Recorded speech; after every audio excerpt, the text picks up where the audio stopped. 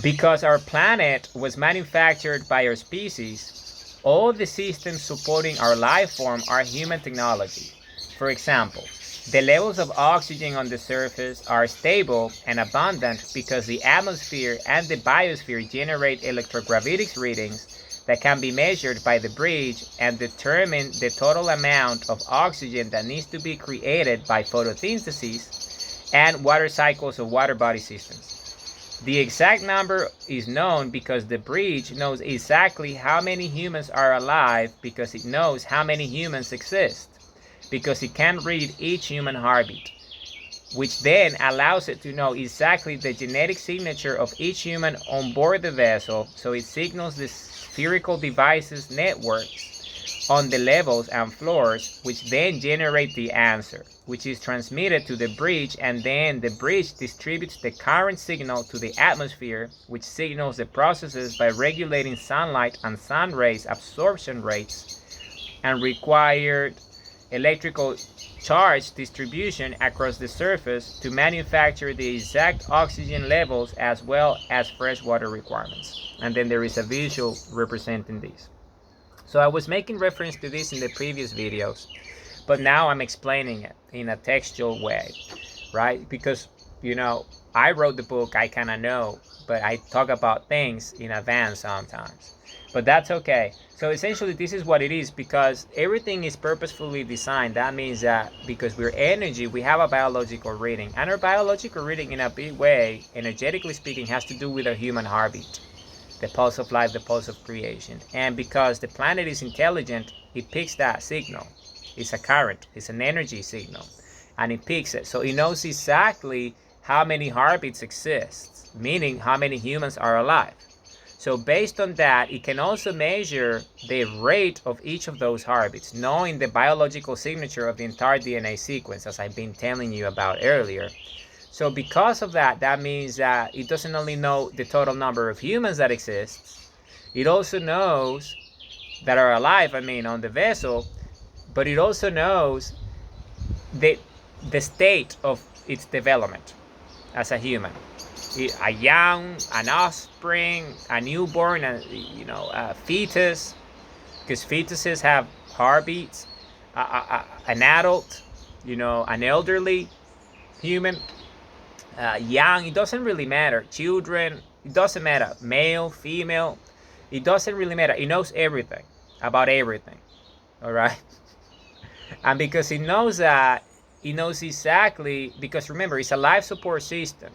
So it's purposefully designed to support our life form, right? Because we created it ourselves to do so with self-regulation and all sorts of systems. And because of that, it knows exactly the requirements, our biological requirements as a species. So this is why it collects that live signal from all the heartbeats so they can feed it to the systems through the bridge and all the networks that I've been talking to you about. And as a result, all the systems and the self-regulating mechanisms, essentially, they start to simply just send signals back to the atmosphere. And it's a feedback loop. And that signal essentially is the latest state. And it says, look, this is the amount of oxygen that we require to sustain everyone comfortably. And not only for humans, also for all the life forms, because there is not only human life forms here, we have other animals in here, and we also have plants and other things that are part of the ecosystem, and they all play a role, right? Because we created everything. So because of it, then with the oxygen, it's an easy one, because oxygen comes from the sun, right? Energy. So how do we absorb that energy? Well, we absorb that energy via the atmosphere, right? The atmosphere absorbs sunlight, which contains elements, and one of those elements is oxygen, and another one is hydrogen. So you see, it knows exactly our requirements, so it absorbs that, and the atmosphere has the mechanisms to bind those, and then it creates the amount of oxygen that we need. So most of the oxygen that we breathe, it doesn't come from plants or forests in the way of photosynthesis.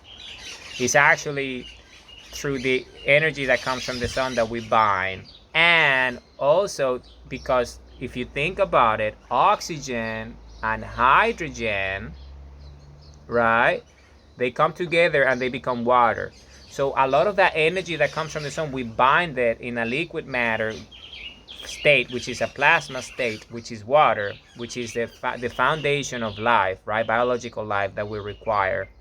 So because of it, if you understand this, that means that we have massive storages of the future oxygen that we require, and the needs of the planet, as water being this extremely important, you know, compound in nature, right? So because of it, we got everything that we need, right? We got everything that we need, and that's just an example because there is all many elements, and based on that, then all that water is the foundation.